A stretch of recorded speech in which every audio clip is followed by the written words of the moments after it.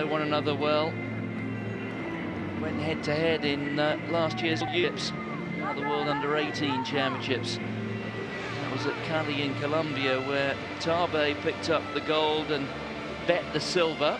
They met again at the Kenya trial ahead of these championships, and it was Bet first and Tabe second. On both occasions, nothing more than a stride separated the two, so they are very evenly matched indeed. So too in terms of lifetime bests. Bet 144.55, Tabe 144.51, so the bat of an eyelid, just 4/100ths of a second separating the two. Brian Bell, he's a 147 man, the American. Gorata Gabankitsa of Botswana. Finished very fast yesterday to earn his place in the final. So here's Kipyegon Bet, the Mexican. Jesus Lopez, 146.57, his lifetime best. Ranked number 6 in the world this year. Here's Mustafa Smaili. Well, if there is to be someone to mess things up for the two Kenyans, I would suggest it's going to be the Moroccan. Here's Tabe. In great form.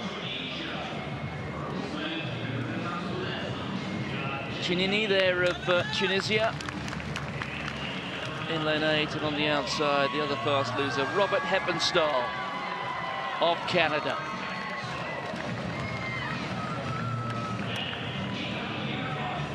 Donovan Brazier, the world number 1, ran 143.55, but he's not here, Tim. No, Donovan Brazier had a bit of a disaster at the US Olympic trials, eased off and got out dipped, so didn't even make it out of the heats in the US Olympic trials. Very disappointing for the youngster, but he'll learn.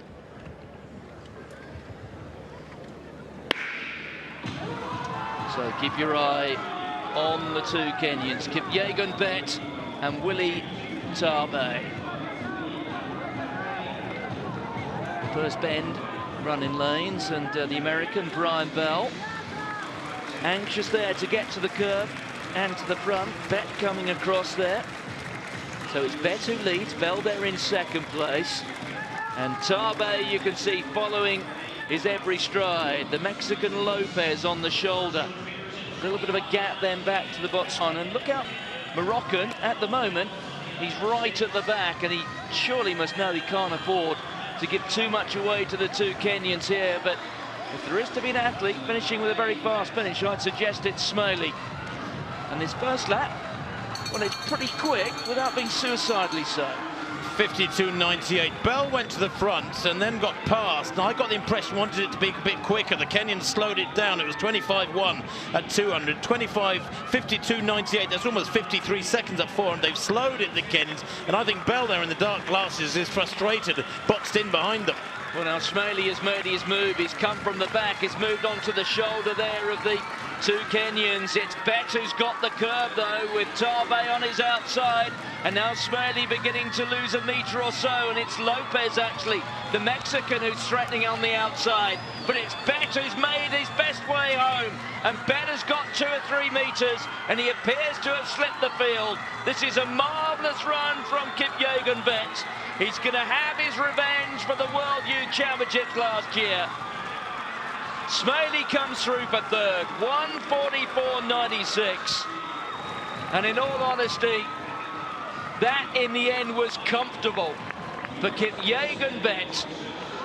These two Kenyans, the youngest men in the field, just 18. And really, he won as he liked, 144.95. No one in the end could cope with that, even his teammate Willie Tabe. And the significant statistic, Martin, as that is the 10th title for the Kenyans in this distance, is that he ran negative splits, 52.98, and I really do think they wanted it that way, the Kenyans. The acceleration with 200 metres to go was really marked, and very few of them could live with this acceleration from Bet over the last 150. Tabe there in second place, managing to stay clear. But it was an intelligently run race from the two Kenyans, working together and getting their just rewards. Well, it's the biggest gap ever seen between these two at major events. They were separated by less than a metre at the World Youth Championships when it was Tabe who won. And then at the trial just a few weeks ago in Nairobi when Bet beat Tabe. That time less than a stride between them, and Smaley, who I think must look at the way he ran the race there. I think probably, in all honesty, he was never going to finish better than third, but off what was, at this level, not a ridiculously quick first lap, to give the two Kenyans a 5 or 6 metre start really was not the wisest thing to do. But there you see confirmation of that. Good run from Lopez there in fourth. Hebenstall, who only got in as a fast loser, he'll be happy with fifth place. And Gavin Kitser, the Botswanan, in the end finishing almost tailed